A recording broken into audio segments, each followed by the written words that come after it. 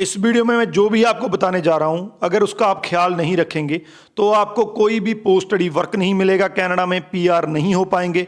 और सबसे बड़ी बात, अगर आप अपने स्पाउस को कनाडा बुलाना चाहते हैं तो वो भी पॉसिबल नहीं हो सकेगा। तो ये एक सीरियस मुद्दा है, बड़े ध्यान से आपने ये जो वीडियो सुननी है। इसमें जो भी बातें कही गई हैं आपने कोशिश करनी है कि उन चीज़ों को आपने ख्याल में रखना है, अदरवाइज आपको 101% कनाडा स्टडी वीज़ा में भी दिक्कत आएगी और आगे चलकर कनाडा में रहकर भी दिक्कत आएगी। तो वीडियो को एंड तक देखिएगा।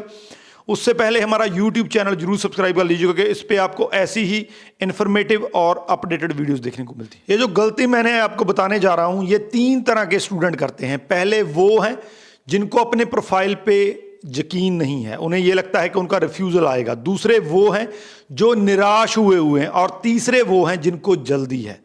जी हाँ, ये तीनों तरह के जो स्टूडेंट हैं आमतौर पे जब ये अप्लाई करते हैं तो ये प्राइवेट कॉलेज ले लेते हैं। मैं सारे प्राइवेट कॉलेजेस की बात नहीं कर रहा हूं, मैं उन प्राइवेट कॉलेजेस की बात कर रहा हूं, उन डीएलआईज की बात कर रहा हूं जिनका पोस्ट स्टडी वर्क नहीं होता है।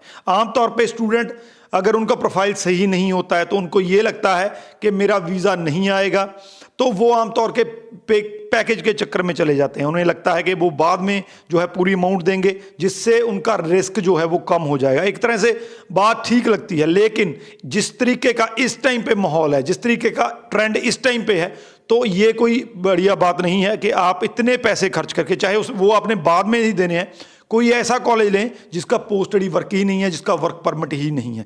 दूसरे वो स्टूडेंट हैं जिनका काफ़ी टाइम पर रिफ्यूज़ल आ चुका है, चाहे वो ऑस्ट्रेलिया से है चाहे वो कनाडा से है, वो बहुत ज़्यादा निराश हो चुके हैं। उतने रिफ्यूज़ल लेने के बाद उनके पास इतना विल पावर या इतना नहीं बचता है कि वो फिर से अप्लाई कर सके, तो वो फिर से पैकेज के चक्कर में चले जाते हैं। वो ये कहते हैं कि एक बार ट्राई करके देते हैं लास्ट टाइम, लेकिन पहले पैसा कुछ नहीं देंगे, बाद में देंगे। उन्हें यह लगता है कि वो इतना ज़्यादा पैसा खराब कर चुके हैं, ऑलरेडी उनकी रिफ्यूज़ल आ चुकी है, तो एक बार अगर फिर से रिफ्यूज़ल आ गई तो फिर से जो है पैसे की खराबी होगी। तो यहाँ पे भी वो गलत है, क्योंकि जो ट्रेंड इस टाइम पे कनाडा का चल रहा है, तो उसमें भी अगर आपका रिफ्यूज़ल आया हुआ है, मैंने 10 रिफ्यूज़ल वाले का 9 रिफ्यूज़ल वाले का वीज़ा लिया हुआ है, तो अगर आपका रिफ्यूज़ल आया हुआ, कितने आए होंगे? 2 आए होंगे, 3 आए होंगे, 4 आए होंगे, 10 नहीं आए होंगे। मैं आपको बता रहा हूं कि 10 रिफ्यूज़ल वाले का वीज़ा आ सकता है, तो वो भी गलत है। 3 चीज़ों में बड़ी प्रॉब्लम आने वाली है। सबसे पहले आपको पोस्ट स्टडी वर्क नहीं मिलेगा। अगर आप ऐसे कॉलेज में जाते हैं जिसका वर्क परमिट नहीं है,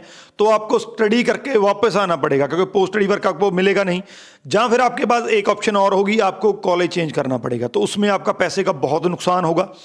तो अगर आप ऐसे कॉलेज में जाते हैं जिसका डीएलए अप्रूव्ड है लेकिन जिसका वर्क परमिट नहीं है, तो आपको पोस्ट स्टडी वर्क नहीं मिल सकता है, आपका कनाडा में कोई भी फ्यूचर नहीं है। और दूसरा, वैसे भी अगर ऐसे कॉलेज में आप एडमिशन लेते हैं तो वीज़ा चांसेस भी बहुत कम होते हैं एज कंपेयर टू जिन कॉलेज का पोस्ट स्टडी वर्क होता है। तो पोस्ट स्टडी वर्क आपको नहीं मिल सकता है। दूसरा, अगर आपको पोस्ट स्टडी वर्क नहीं मिलेगा तो आपको कनेडियन एक्सपीरियंस नहीं होगा।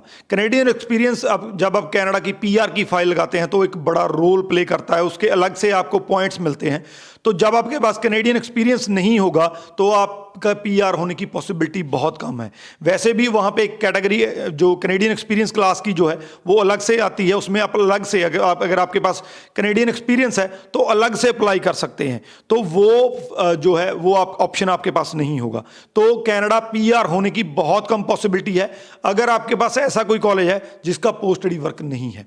और तीसरा जो सबसे ज़्यादा इंपॉर्टेंट पॉइंट है, अगर आप मैरिड हैं, जब मैरिड होने वाले हैं, इन फ्यूचर अगर आपने स्पाउस को अपने वहाँ पे बुलाना है, तो आपकी पॉसिबिलिटी नहीं है कि अगर आप ऐसे कॉलेज में एडमिशन लेते हैं जिसका पोस्ट स्टडी वर्क नहीं है, वहाँ पे पढ़ रहे हैं, कि आप अपने स्पाउस को बुला सकते हैं। क्योंकि जो स्पाउस वीज़ा होता है वो मोबिलिटी प्रोग्राम के अंडर चलता है। जब भी आप किसी ऐसे कॉलेज में एडमिशन लेते हैं जिसका पोस्ट स्टडी वर्क नहीं है, तो आपको रिफ्यूज़ल दे दिया जाता है, और रिफ्यूज़ल में लिख के ये आता है कि आपका जो कॉलेज है या इंस्टीट्यूट है वो इस कैटेगरी में नहीं आता है, आप स्पाउस ओपन वर्क परमिट के लिए एलिजिबल नहीं है। तो अगर स्पाउस वीज़ा लगाना है तो सिर्फ वही कॉलेज लीजिए जिसका वर्क परमिट है। बिना वर्क परमिट वाले कॉलेज पे आपको स्पाउस वीज़ा नहीं मिल सकता है। तो मेरी एक वार्निंग है, चाहे एडवाइस लगा लीजिए चाहे वार्निंग लगा लीजिए स्टूडेंट्स को, कि ऐसे कॉलेज से आपको अवॉइड करें। आप कनाडा का जो रिजल्ट है वो 100% है। अगर आपकी एसडीएस कैटेगरी है 100% है, आपका वीज़ा आ सकता है। आपको कोई भी ऐसा जो रास्ता अपनाने की जरूरत नहीं है जिसमें आपको आगे चलकर दिक्कत आए। अगर आपको लगता है एसडीएस कैटेगरी है कि आपका वीज़ा नहीं आ सकता है, नंबर नीचे दिए गए हैं, कांटेक्ट कर सकते हैं। प्रमोशन नहीं कर रहा हूं, चैलेंज दे रहा हूं। नंबर नीचे दिए गए हैं, रिफ्यूजल 1 है, चाहे 5 है, चाहे 7 है, आपका वीज़ा आ सकता है। एसडीएस कैटेगरी होनी चाहिए, कांटेक्ट कर सकते हैं। वीडियो को शेयर जरूर कर दीजिए ताकि स्टूडेंट्स इस चीज़ को लेकर अलर्ट हो सके। इस वीडियो के रिगार्डिंग क्वेश्चन है तो नीचे लिख दीजिए, आपको आंसर मिल जाएगा। राजवी चहल, थैंक यू सो मच।